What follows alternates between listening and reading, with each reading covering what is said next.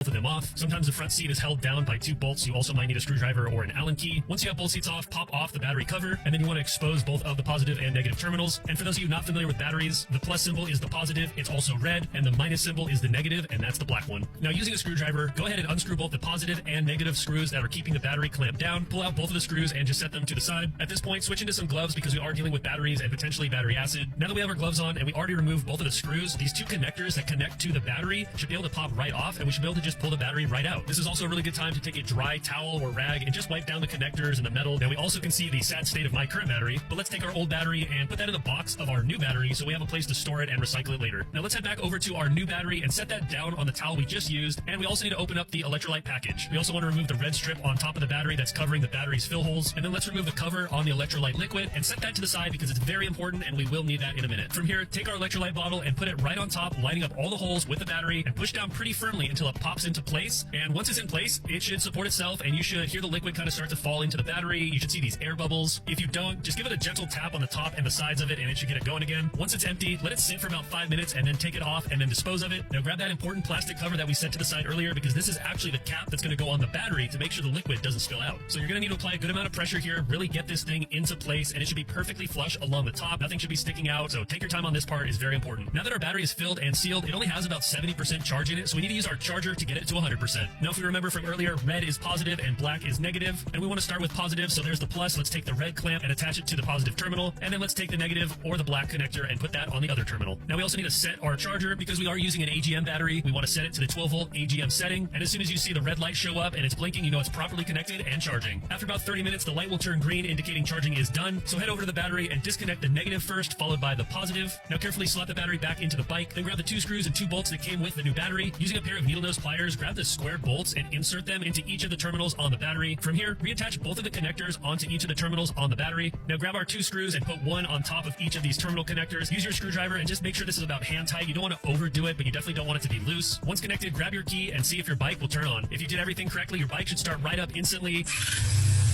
You should notice that all your lights are brighter, your brake light, your blinkers, your headlight, and once you're done with that, throw your battery cover on, throw your front seat on, throw your rear seat on, and you've officially changed the battery in your motorcycle.